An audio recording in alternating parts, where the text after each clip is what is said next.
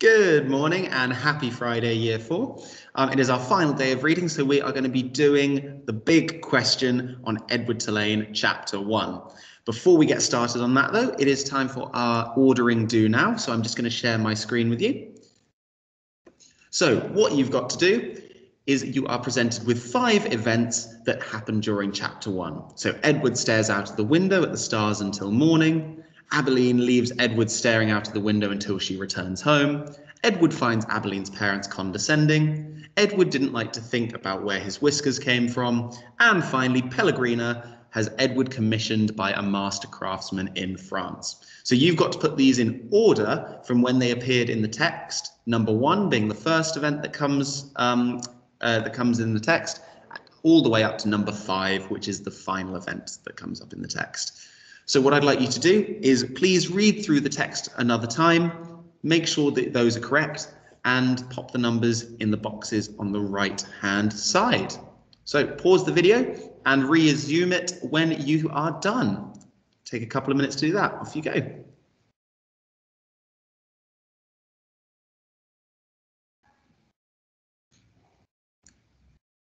Okay, so hopefully you have finished that now. Let's have a look at the answers.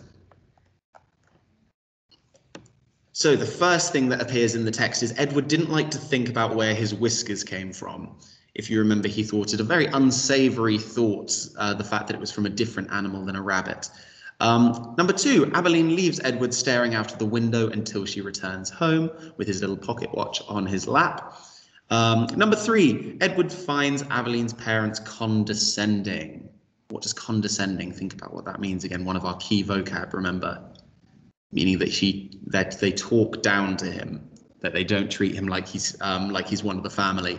Number 4, Pellegrina, who is the grandmother, of course, has Edward commissioned by a master craftsman in France. And finally, Edward stares out of the window at the stars until morning, of course, because he doesn't have eyelids, he's not able to close his eyes.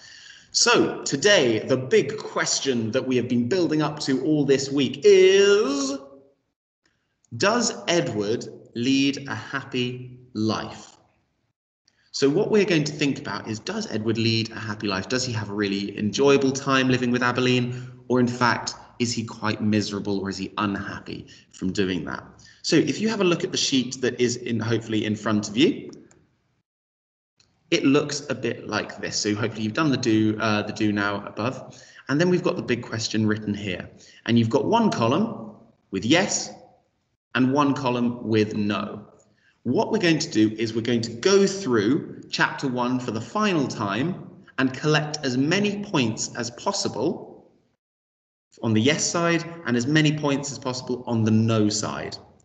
Once you've considered which side, once you've gathered all the information and you've chosen which side of the argument you're going to be on, you're then going to answer the big question.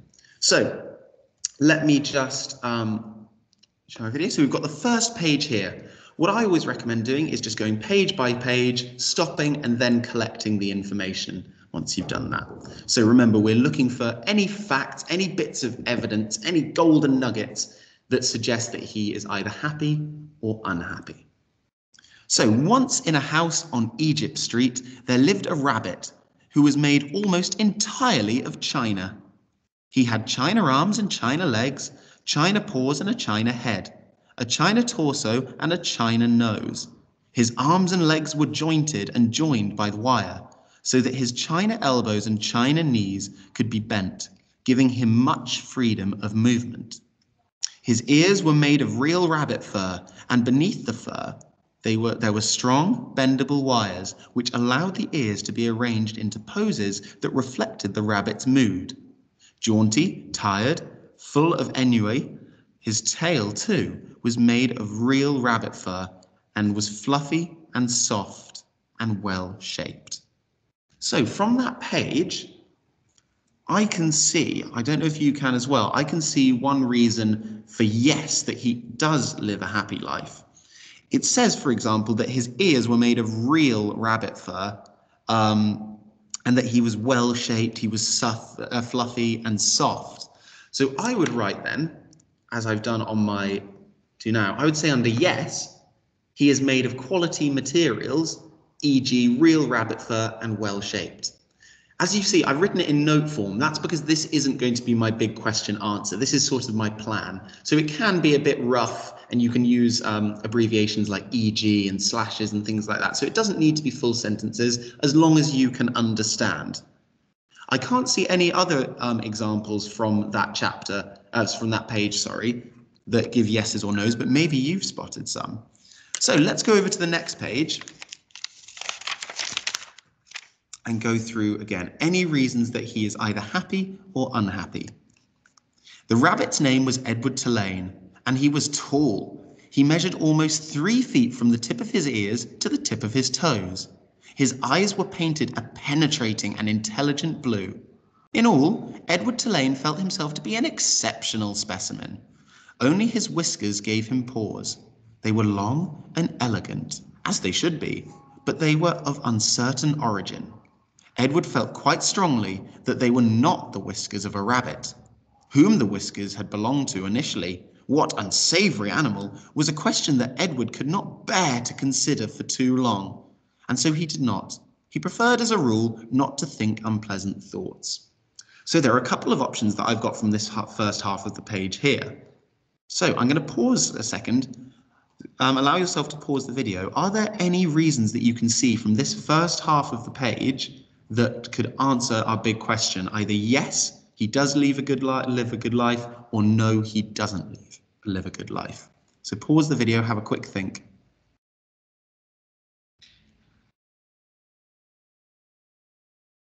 So one that I spotted, for example, is that he thought it was that his whiskers belonged to an unsavory animal. Remembering that unsavory means sort of an animal that he finds maybe a bit disgusting or unpleasant. And it was a question that he could not bear to consider for too long. So he can't stand to think of it. So I would then write under no. So I'm just going to change it to red so that it's really clear. Edward couldn't bear to think where his whiskers came from. And I'm going to put couldn't bear in quote marks because then I can see that I've got that exact quote from the text, and I can use that in my big question. So I'm just going to stop sharing my screen for a moment. What I would like you to do, there we go. What I would like you to do is go through the rest of the chapter by yourselves. I find it really useful to go either paragraph by paragraph or page by page like I did there, and collect any facts that answer the question, yes, he does live a good life, or no, he doesn't live a good life. So pause the video now, and hopefully by the time you finish that, you will have a really long table filled with loads of facts on both sides of the argument. Okay, so pause the video now. Best of luck.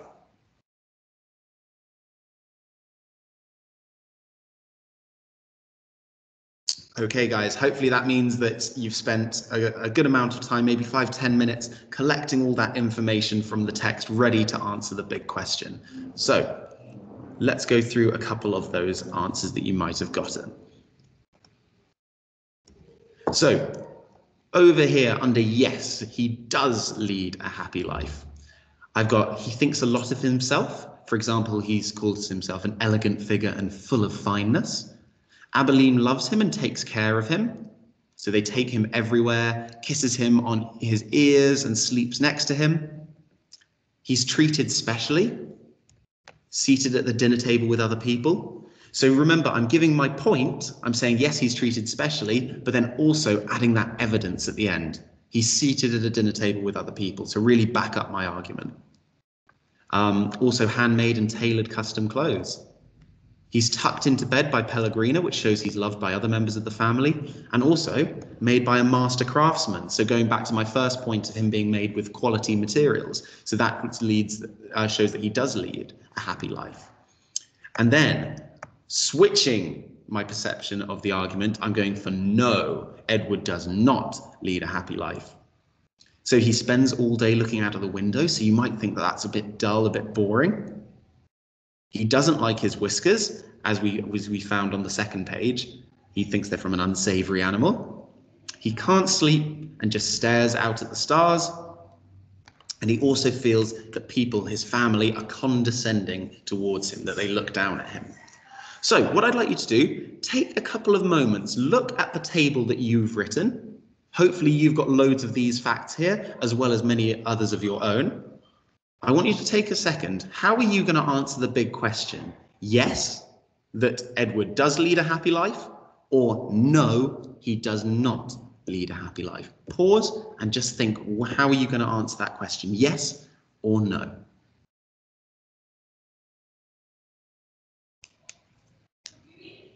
Okay, so hopefully you've now made up your mind. I've made mine up, but that's not that's by the by, and I've written an example big question answer over here. So this is what I've done. I believe that Edward does lead a happy life, so I'm saying yes. Firstly, Edward is made of quality materials such as real rabbit fur. So that's the fact that I got from the first page that we looked at. This shows that he leads a very luxurious life. So you can see that I firstly make my point. I say that he is made of quality materials, but then in my second sentence, I lead it back to the question. So it's really important not to just list facts saying, Edward is loved, he is made of quality materials, he is tucked in every night. You need to then make sure you're bringing that answer back to the question. So Edward is made of quality materials such as real rabbit fur. Okay, that's good, but then I've pushed it extra. This shows that he leads a very luxurious life. I'm then relating that fact back to the big question. Secondly, Edward is very proud of himself and thinks highly of himself. So there's our point. And then here's my evidence from the text. This is evident from the fact that he likes to look at his fine reflection and considers himself an exceptional specimen. And remember, if you do want to quote from the text, if there are any quotes that you've got on your plan, that's fantastic. Really, really good nuggets of information. Just make sure you put those quote marks on either side, just like with speech. Now that I've considered one part of the argument, I'm now going to go and sort of not change my mind, but consider a little bit of the other argument. So on the other hand, Edward may perhaps not be that happy because, and then you can say that he stares out of the window all day, which is quite boring, which would be very boring or something like that. So it's really important that you don't just say, I'm right, this is what I believe and I'm definitely right. You've also got to consider, just for a little bit, the other side of the argument. All of the words in red, they're mostly fronted adverbials, but they're also really good ways of starting sentences and starting your argument. I've also put down there, for those of you that really want to challenge yourself, is the word conversely. Now, conversely means the same as on the other hand. It means that you're considering a different point. So I think that Edward leads a happy life. Conversely, I don't think he leads a happy life because... So if you'd like to challenge yourself, conversely is the sort of word of the day that would be really great to see if you can use in your work. So I'm going to leave my example on here while you write yours. Hopefully you've got my plan to refer to back here and yours, which hopefully should be a lot fuller than mine, and my big question answer there.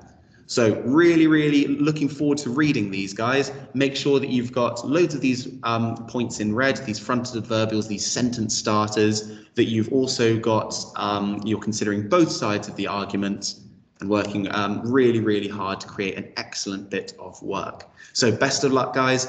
I want to see a really good paragraph written here. Off you go.